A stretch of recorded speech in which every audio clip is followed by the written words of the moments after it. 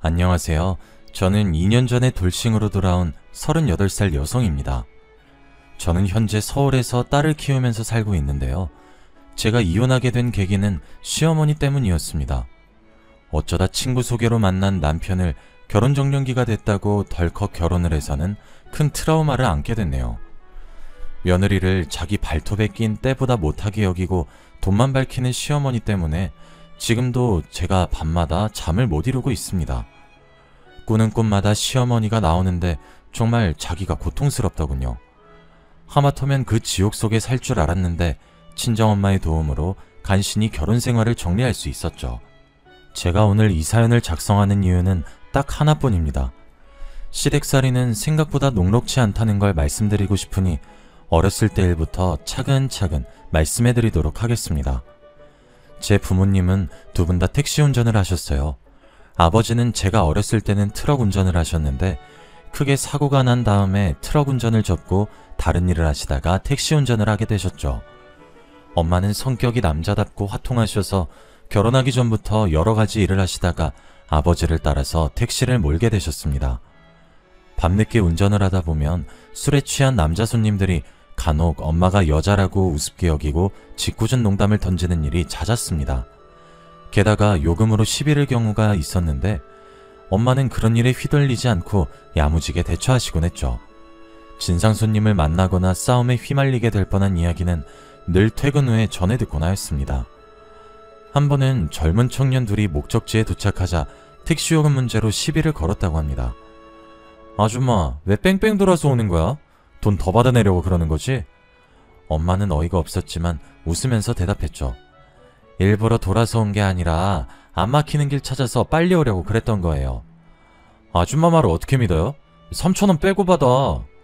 청년들은 지폐를 꺼내 엄마한테 던지고 내렸다고 해요.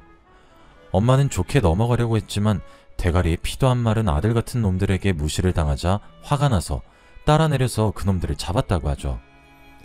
야, 이것들이 요금을 떼먹고 도망을 가? 당장 3,000원 내놔. 이 아줌마가 오늘 죽고 싶어서 환장을 했나? 왜 이래? 오냐, 누가 죽는지 한번 보자. 니들 따라와. 엄마는 양손에 두 놈의 멱살을 잡고 공원으로 끌고 가서 주먹질을 했다고 합니다. 다른 사람이 그랬으면 큰일 날 뻔했다고 걱정을 했을 테지만 저희 엄마는 초등학교 때부터 태권도를 시작했고 고등학교 때는 선수로 활동을 했습니다. 덕분에 청년들은 주먹 한 번 쓰지 못하고 묵사발이 되도록 얻어 터졌다고 해요. 엄마의 호탕한 성격은 초등학생 때부터 알고 있었습니다. 저를 괴롭히는 남자애들이 있단 소리를 듣고 엄마가 무작정 학교 교무실로 쳐들어갔거든요. 그리고는 담임선생님에게 애들 교육 똑바로 시키라고 소리를 지르기도 하셨어요. 동네 사람들도 엄마 성격을 알고 있어서 웬만하면 엄마의 성질을 건드리지 않으려고 조심했습니다. 그렇지만 저는 엄마와 전혀 달랐어요. 부끄러움을 많이 타서 남들 앞에 나서는 걸 싫어했고 내성적이고 소심한 성격을 가지고 있었어요. 그래서 진상 손님을 폭행해 경찰서로 오간 적 있는 엄마와 달리 저는 있는 듯 없는 듯 조용히 지내왔죠.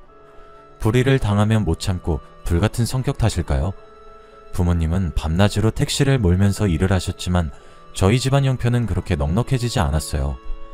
예전에 아버지가 2억이 넘는 대형 트럭을 할부로 사셨는데 불과 1년 만에 트럭이 전복되는 큰 사고가 났거든요. 다행히 아버지는 많이 다치지 않았지만 트럭은 심각하게 부서져서 폐차를 해야 했죠. 사고 처리 비용과 할부금은 고스란히 빚으로 남게 되었어요. 그 빚을 아무리 갚아도 끝이 없었죠. 조금 줄어드는가 싶으면 무슨 일이 터져서 또 돈을 쓰는 일이 생겼으니까요. 그래서 저도 열심히 벌어서 생활에 보태야 했어요. 그렇게 6년을 보내자 빚은 거의 사라졌고 약간의 돈도 모을 수 있게 됐는데요. 1년 전에 결혼한 친구가 오랜만에 만나자고 하더군요. 그러더니 절 보자마자 하는 소리가 남자친구 이야기였습니다. 은주야, 너 남자친구 없지?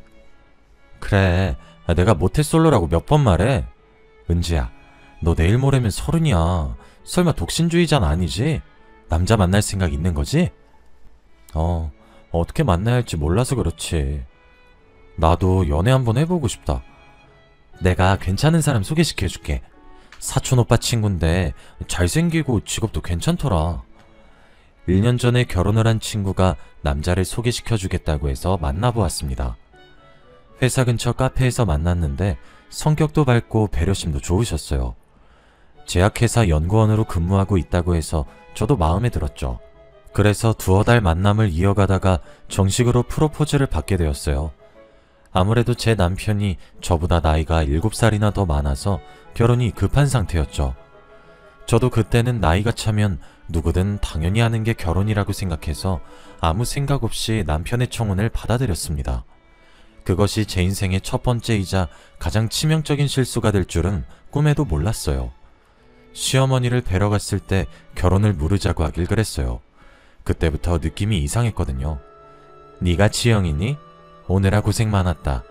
광규한테 들었는데 부모님께서 택시라고 계신다며? 네, 두 분 모두 택시하고 계세요. 시어머니께서는 자신이 잘못 듣길 바라셨나봐요. 웃고 있던 시어머니 얼굴이 확 굳어지더니 실망한 표정이 역력해지셨습니다. 그래, 두 분 다 힘들게 사시는구나. 그래도 집은 있겠지? 아니요, 전세로 살고 있어요. 시어머니는 아예 대놓고 한숨을 쉬고 계셨어요. 그리고 차가운 표정으로 마치 검사가 범인을 취조하듯이 물었어요. 모아둔 돈은 얼마나 있어? 땅이나 주식도 전혀 없는 거야? 모아둔 돈은 없고 얼마 전에 빚만 겨우 다 갚았어요. 그 말을 듣고 시어머니께서 기가 찬단 표정을 지으시더라고요. 모아둔 돈도 없는데 어떻게 결혼을 하니? 내가 말이 좀 심한 것 같아도 이건 아닌 것 같다. 결혼이 현실이야, 얘. 너는 어쩌자고 준비도 안 된 날 데리고 와서 결혼하겠다는 거니? 시어머니께서 남편에게 타박을 늘어놓으셨지만 남편은 똑부러지게 제 편을 들어주었어요. 내가 모아둔 돈 있으니까 괜찮아. 초가에 돈이 있든 없든 뭐가 중요해. 뭐? 네가 모아둔 돈으로 결혼식 올리고 집도 살 거니? 그럼 나중에 무슨 돈으로 살려고? 엄마도 이제 다 늙어서 돈 벌 수도 없다. 이제 너한테 용돈 받으면서 살아야 할 나이야.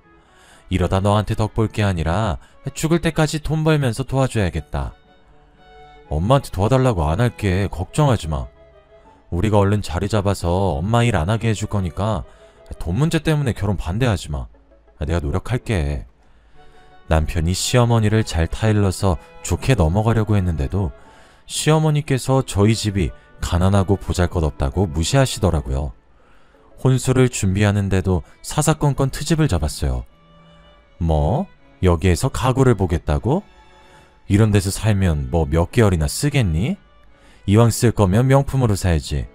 하긴 명품이 뭔지도 모르는 네가 돈이 어디 있겠어? 됐다. 혼수고 뭐고 다 그만둬라. 내가 너한테 뭘 바라겠니? 시어머니는 저를 만날 때마다 입버릇처럼 돈도 없는 네가 뭘 하겠어 라는 말을 귀에 못이 박히도록 하셨어요. 자존심이 너무 상해서 당장이라도 파혼해버리고 싶었죠. 시어머니 때문에 남편이랑 여러 번 싸웠지만 남편이 결혼 후에는 이런 일 없을 거라고 붙잡더라고요. 여보, 조금만 참아. 결혼하고 분가해서 살면 엄마하고 마주칠 일은 없을 거야. 남편은 분가해서 살 테니까 걱정 말라고 했고 저도 분가는 기정사실로 받아들이고 조금만 더 참기로 했어요. 그런데 시어머니는 그런 기대를 무참하게 박살내버리더군요. 저한테 말도 안 되는 제안을 하셨거든요. 얘야, 혼수 같은 거 준비하지 말고 3년만 시집살이 해라. 3년만 제대로 하면 필요한 거 다 사주마. 네? 들어와서 살라는 말씀이세요? 그래, 내가 다 해줄 테니까 들어와서 살라고. 왜? 그러긴 싫니? 아니요. 갑자기 그러시니까 저도 놀래서 그랬어요. 없는 형편에 살림살이나 제대로 하겠니? 딱 봐도 내 도움 없으면 살기 힘들겠구먼. 네 친정 생각해서 한 푼이라도 아껴야지. 안 그래? 시어머니께서 이제는 친정을 덜 먹였어요. 집을 구해줘도 살림살이를 장만하지도 못할 테니 그냥 시댁에 들어와서 살라는 거였죠. 저를 위해주는 척 자기 옆에 앉혀두고 피가 마를 정도로 달달 볶아대려는 것 같았어요. 그래서 얼른 남편한테 가서 어떻게든 시어머니를 말려보라고 말했습니다. 여보, 어머님이 하는 말 들었어?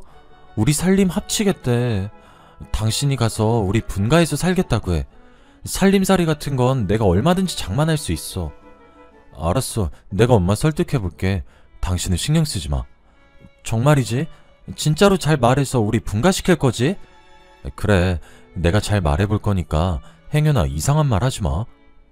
하지만 남편 말과는 달리 시어머니께 아무 말도 안 하는 것 같았죠. 시어머니 눈치만 보면서 분가는 말도 꺼내지 않았거든요.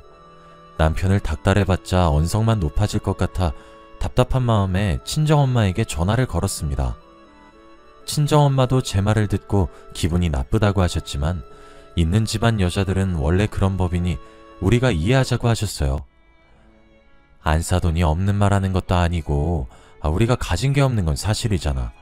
기분이 나쁘고 화가 나도 참아야지. 괜히 트집 잡히지 마라. 며칠 후에 상견례 할 때 내가 정중하게 분가시켜달라고 말해볼게. 엄마가 잘 말해줄 거라는 생각에 상견례 날만 기다렸습니다. 드디어 상견례 날이 다가오자 묘한 긴장감 속에서 거만하게 굴 시어머니를 생각하니 벌써부터 속이 불편해졌죠. 몇 번이나 심호흡을 하며 예약해놓은 식당으로 가니 시어머니께서 예상 밖의 모습을 보이셨습니다.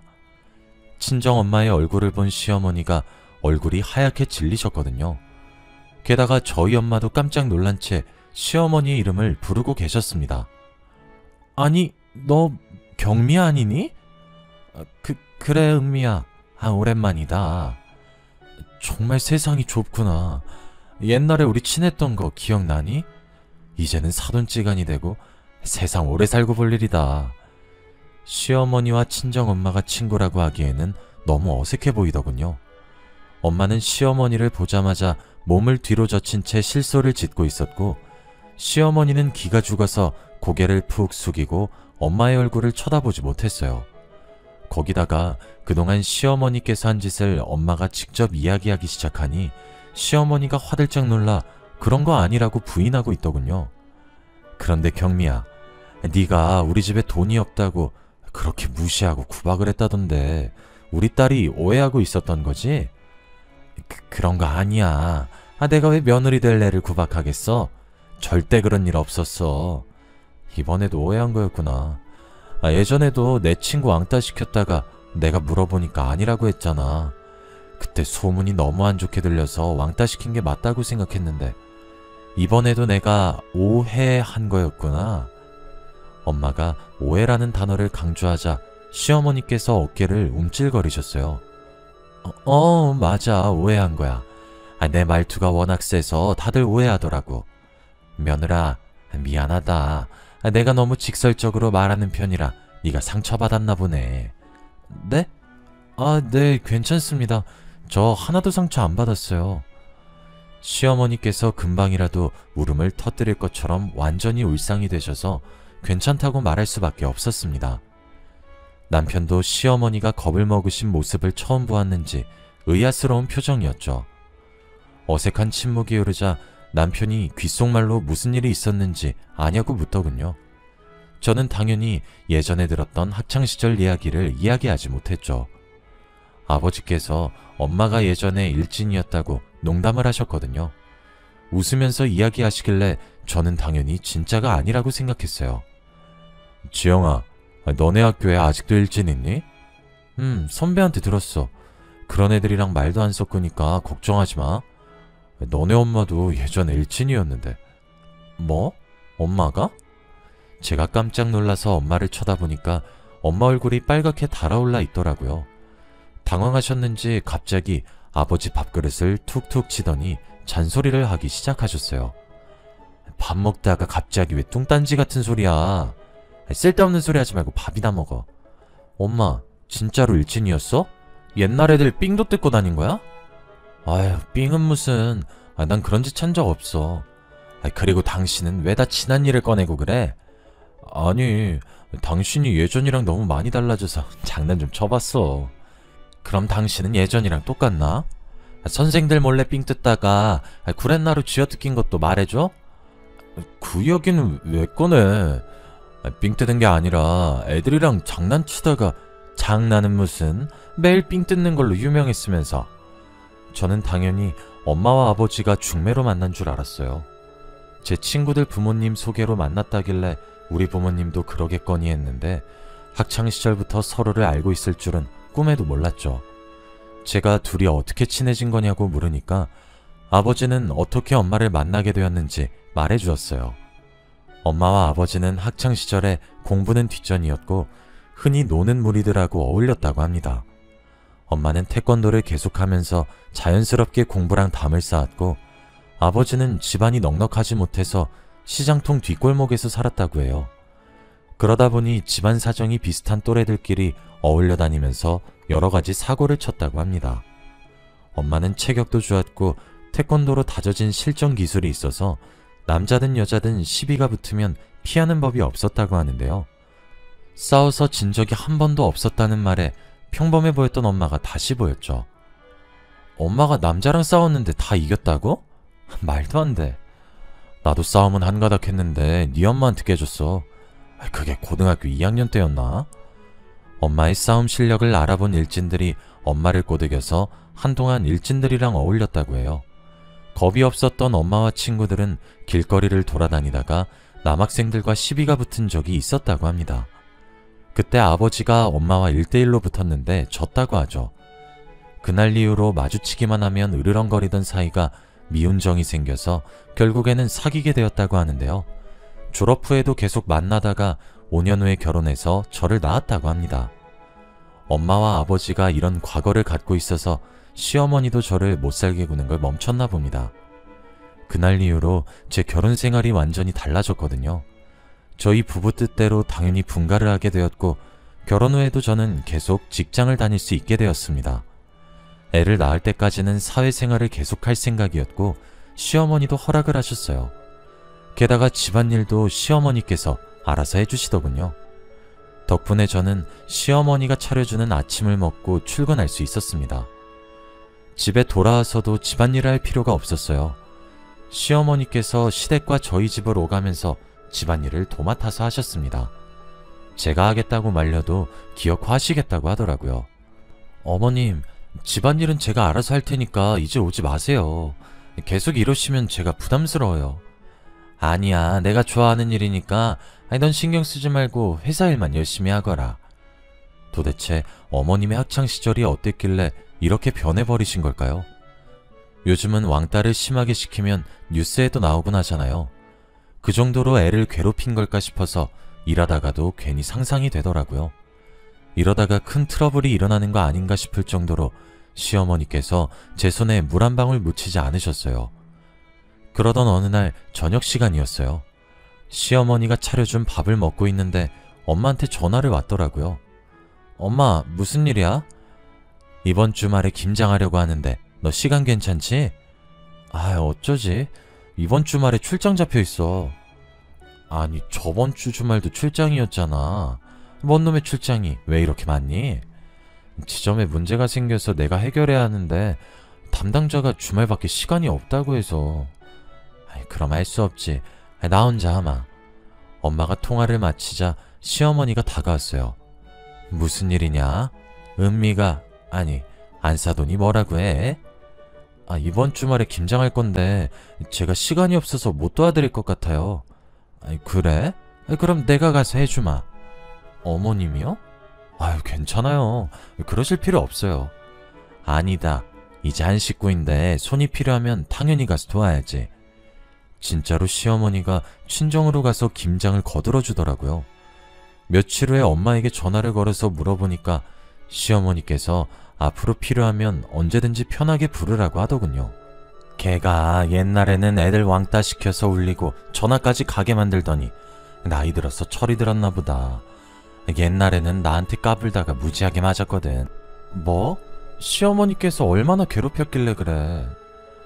키 작고 소심한 애 데려다가 걸레 빨던 물 붓고 때리고 밟고 나중엔 경찰서까지 갔는데 내가 이런 거 말하면 뭐하니? 너만 손해지. 지금은 정신 차린 것 같으니까 그냥 못 들은 걸로 해라.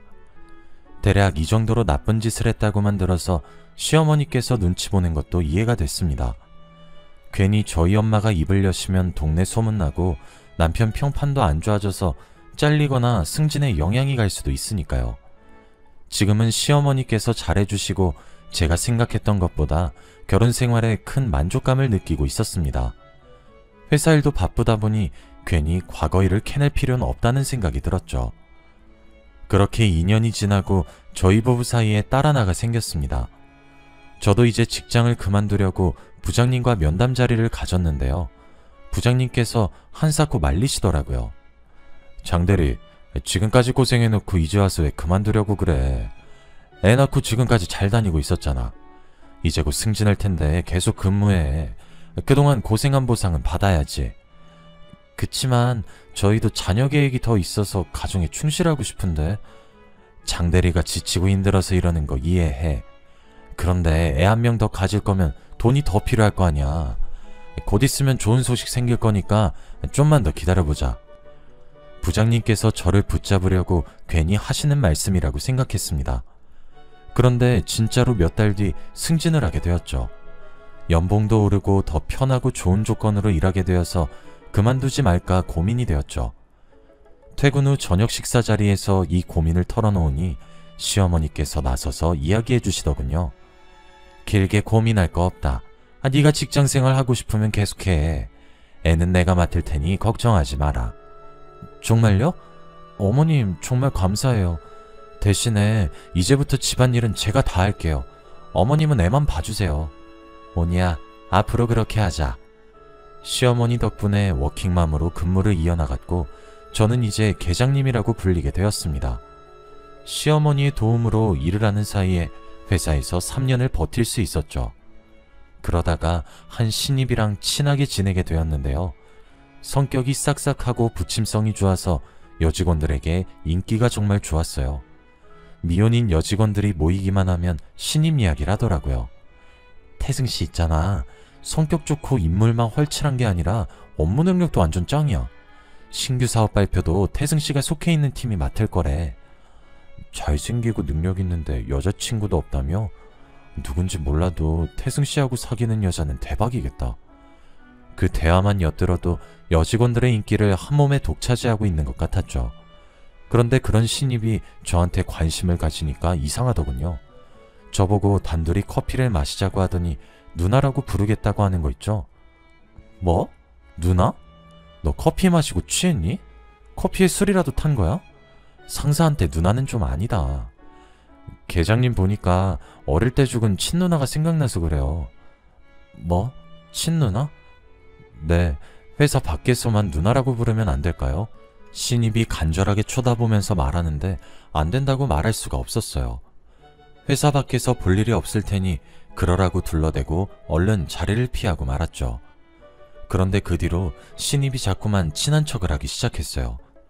처음에는 누나처럼 생각해서 그런 거라고 생각했는데 이제는 점점 제게 딴 마음을 품고 있을 거란 상상이 들더군요. 그러다가 어이없는 엄청난 사건이 터지고 말았어요. 신입이랑 같이 창원에 있는 공장으로 출장을 갔는데 현장 도착이 너무 늦어져서 난감한 상황이 펼쳐졌어요. 관계자들이 이미 모두 퇴근한 뒤였거든요. 기다리라고 미리 연락을 했어야 했는데 그걸 까먹다니. 누굴 탓할 수도 없는 노릇이라 하는 수 없이 하룻밤 모텔에서 묵게 되었어요. 신입이랑 같이 방을 쓸 수 없으니 당연히 방은 따로 잡았죠. 제가 묵을 방에 들어와서 불을 끄고 잘 준비를 하고 있을 때였습니다. 핸드폰을 보고 있었는데 실수로 카메라가 켜졌는데 TV 선반에 이상한 것이 보이더군요. 혹시나 하는 마음에 불을 켜고 선반이 있는 쪽으로 다가가 보았습니다. 선반에 있는 휴지과 티슈를 뒤져보니 몰래카메라가 있었습니다. 제가 놀라서 옆방에 묵고 있는 신입을 찾았습니다. 그랬더니 신입이 놀라서 방에서 나오더군요. 태승아, 방 안에 몰래카메라 있는 것 같아. 번쩍거리는 게 보여서 뒤져봤는데 이게 있었어. 제가 들고 온 몰래카메라를 보여주니까 신입이 1층으로 내려가 모텔 직원에게 따지자고 했습니다. 그런데 1층으로 내려가니 아무도 없더군요. 아무리 기다려도 오질 않아서 결국 다시 저희가 묵던 호실로 올라갔습니다. 이 모텔에서 늦은 밤을 보내야 한다는 생각에 마음이 불편해지더군요. 몰래카메라가 어딘가에 또 숨겨져 있을 것 같아서 불안한 마음이 들었습니다. 신입도 그런 제 마음을 눈치챘는지 제 손을 끌어당기며 자기가 묵을 호실을 가리켰습니다. 잠자긴 글렀고 그냥 술이나 먹으면서 밤샐까요? 아무리 그래도 출장인데 에이, 한두 잔은 괜찮잖아요. 공장지대 근처라 술집도 보이지 않으니 그 편이 나을 거란 생각이 들었습니다. 근처에 편의점 하나가 있긴 했지만 파라솔 하나 없었거든요. 이렇게 더운데 밖에서 쪼그려 앉아 먹는 것보다 시원한 에어컨 밑에서 맥주 한잔하고 싶긴 했습니다. 그래서 신입이랑 같이 편의점에 들려서 술과 안주를 사왔죠. 신입이 묵던 방 안에서 맥주 한 캔만 마시려다가 소주 한 병, 두 병을 더 먹게 되었습니다. 제가 그만 먹겠다는데 신입이 더 마시자며 술을 사오는 탓에 생각보다 취해버렸어요. 신입도 취했는지 갑자기 제 손을 잡더니 저를 그윽하게 쳐다보았습니다. 입을 맞출 것처럼 천천히 다가오길래 서둘러 피해버렸죠. 갑자기 너 왜 그러니? 누나, 나 취했나봐. 뭐? 누나? 너 미쳤어? 신입이 제게 안겨서 애교를 떴는데 어떻게 못 피하겠더라고요. 제 품 안에 파고들길래 있는 힘껏 밀어냈지만 역부족이었습니다. 그때 술이 확 깨서 몰래 카메라고 뭐고 신입이 얼른 술에서 깨길 기다렸습니다. 시간이 좀 지나서 신입이 술이 깼는지 자기가 옆방에 가서 자겠다고 하더군요. 진짜로 신입이랑 입을 맞추거나 잔 것도 아니라서 잊으려고 했습니다. 어차피 회사에서 마주칠 사람이니 모른 척하고 있으려고 했죠. 그런데 출장을 끝내고 집으로 돌아오자마자 시어머니께서 대뜸 제 뺨을 때리셨습니다. 너 미쳤어? 감히 내 아들 몰래 바람을 펴? 네? 제가 바람이라뇨? 갑자기 무슨 짓이에요? 지금 몰라서 물어? 입이 있으면 어디 말이라도 해봐. 시어머니는 휴대폰에 있는 모텔의 CCTV 영상을 제게 보여주었어요. 저와 신입이 탄 차가 모텔로 들어갔고 둘이서 방에 들어가는 모습이 찍혀 있었죠. 뿐만 아니라 방 안에 있는 모습도 녹화가 되어 있었어요. 신입이 술에 취해 제게 안기는 장면까지 찍혀 있어서 누가 봐도 충분히 오해할 만한 상황이었습니다. 그래서 제가 어떻게든 설명을 해드리려고 했는데요. 어머님, 그게 아니라 출장 스케줄에 차질이 생겨서 급하게 들어간 모텔이었어요. 근데 제 방에 몰카가 있어서 신입이랑 같이 시간만 때우려고 술 마시다 사단이 난 거예요. 근데 이 신입이 술버릇이 좀 있어서 절 아는 것 뿐이에요. 진짜로 이 신입이랑 자거나 그런 사이 아니었어요. 뭐? 내가 네 말을 어떻게 믿어? 너랑 바람핀 놈이 전부 실토했다. 이래도 아니라고 잡아댈 거야? 바람이라뇨. 태승씨가 시어머니한테 찾아가서 다 말했다고요? 이 CCTV도 태승씨가 준 거예요? 그래, 우리 아들 몰래 태승씨 하면서 아주 친하게 지낸 모양이지? 너 같은 년 믿은 내 잘못이지. 내가 뭐하러 널 딸같이 챙겨줬나 몰라. 어? 시어머니가 잔뜩 흥분한 채 제 머리채를 쥐고 흔들었어요. 우리 회사 신입이 시어머니한테 CCTV 영상을 넘겼다니 도대체 무슨 사이길래 이런 짓을 저지른 걸까요? 설마 계획적으로 접근해서 제 약점을 만든 것은 아닐까 하는 생각에 머릿속이 복잡해지기 시작했어요. 그놈이 파놓은 함정에 빠졌단 생각밖에 안 들어서 속에서 분노가 치밀어 오르더군요. 어머님, 이러지 말고 손 놓으세요. 태승씨랑 무슨 사이예요? 무슨 사이길래 이런 짓을 한 거예요? 이런 짓이라니? 이게 미쳤나? 유부녀가 총각하고 바람 피워놓고 이렇게 뻔뻔할 줄이야. 몰카도 일부러 설치해 놓은 거죠. 어머님이랑 태승씨가 작당한 거잖아요. 작당하긴 뭘 작당해. 내가 너 신고해서 깜빵에 쳐넣을 거야. 저는 태승씨를 데려와 삼자대면 하자고 했지만 듣지 않으셨어요. 시어머니는 저를 바람난 년으로 몰아붙이면서 당장 이혼하라고 난리를 치셨죠. 게다가 친정을 찾아가서 엄마에게도 증거들을 보여주면서 절 치욕스럽게 만드시더라고요. 당연히 저희 엄마는 시어머니의 말을 믿지 않으셨습니다. 너 진짜야? 네가 이런 짓을 저지른 거야? 아니야, 나 억울해. 출장 갔다가 모텔에 몰카가 있어서 무서워서 시간만 때우려고 술 한잔한 거야. 진짜로 잔 것도 아니고 그런 사이 아닌데. 나한테도 이렇게 말하더니 그게 말이 된다고 생각하니? 학교 다닐 때도 나 괴롭히더니 딸 자식 가르쳤을지 안 봐도 뻔하다. 내가 미쳤지. 진작 이 결혼 말렸어야 했는데 결혼시킨 내가 미친 것이다. 엄마, 진짜야. 내 말 좀 믿어줘. 어머니께서 CCTV를 어떻게 받으셨겠어? 태승씨랑 무슨 작당을 한 것 같아. 이제 좀 인정하거라. 어떻게 끝까지 이럴 수 있는 거니? 내가 받은 상처는, 내가 받은 배신감은 어쩌고? 시어머니가 눈물을 흘리면서 슬퍼하시다가 딸애를 어떻게 키운 거냐고 당장 보상해내라고 엄마에게 소리를 질렀어요. 엄마는 제가 하는 말이 타당하다고 못 느끼셨는지 아무 말도 못 하셨습니다. 회사에서 돌아온 남편도 침울한 표정으로 저에게 실망했다고 했습니다. 은주야, 어머니한테 다 들었어. 네가 오해라고 해도 난 아직 너 못 믿을 것 같아. 우리 생각할 시간을 가지자. 잠깐만 네가 친정에 있으면 좋겠어. 더 이상 할 말이 없었습니다. 아무리 신입이 편했어도 모텔방 안에서 단둘이 술을 먹은 제 잘못이라는 생각이 들더군요. 그래서 저는 남편 말대로 짐을 싸들고 친정으로 왔습니다. 친정에 도착하니 엄마가 조용히 저를 불러서 속을 털어놓았죠. 은주, 너 왜 그랬어? 네가 정말 바람핀 거였어? 엄마는 네 말 믿어보려고 했는데 믿겨지지가 않는다. 엄마, 정말 아니야. 시어머니가 일부러 그 자식이랑 작당한 것 같단 말이야. 당한 게 있으니까 우리한테 복수하려는 거 아닐까? 차라리 사람 써서 알아보자. 어? 제가 억울함을 토해내니까 엄마가 오히려 분노하셨습니다. 죄책감을 느끼지 못하고 제가 오히려 복수를 하려고 해서 크게 실망하셨나 봅니다. 부들부들 떨면서 폭언을 퍼부으시더군요. 뭐? 사람을 써서 알아보자고? 지금 네 외도 들켰다고 복수한다는 거야? 지금 뭘 잘했다고 입을 놀려?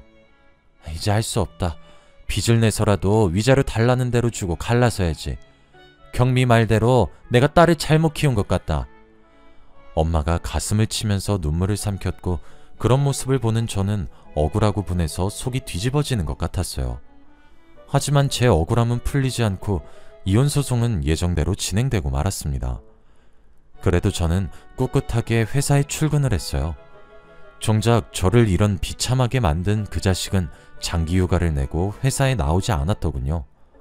그놈에게 왜 이런 일을 꾸몄는지 묻고 싶었지만 연락조차 받지 않아서 그럴 수 없게 되었습니다. 더 기가 막힌 사실은 회사에 어이없는 소문까지 퍼지기 시작했다는 겁니다. 유부녀인 제가 신입을 꼬드겨서 바람을 피웠다는 소문이었죠. 저는 그 인간에게 이용당했는데 소문은 제가 그를 가지고 놀다가 헌신짝처럼 버렸다고 하더군요. 직원들이 저를 보고 벌레 보듯이 해서 순식간에 혼자가 되어버리고 말았습니다. 제가 겨우겨우 회사 생활을 견뎌내고 있는데 부장이 심각한 표정으로 저를 불렀습니다. 정 계장, 소문은 들었어? 간부회의에서 정 계장 문제에 대해서 의논을 했는데 품위유지 위반으로 자진 퇴사라는 결과가 나왔어.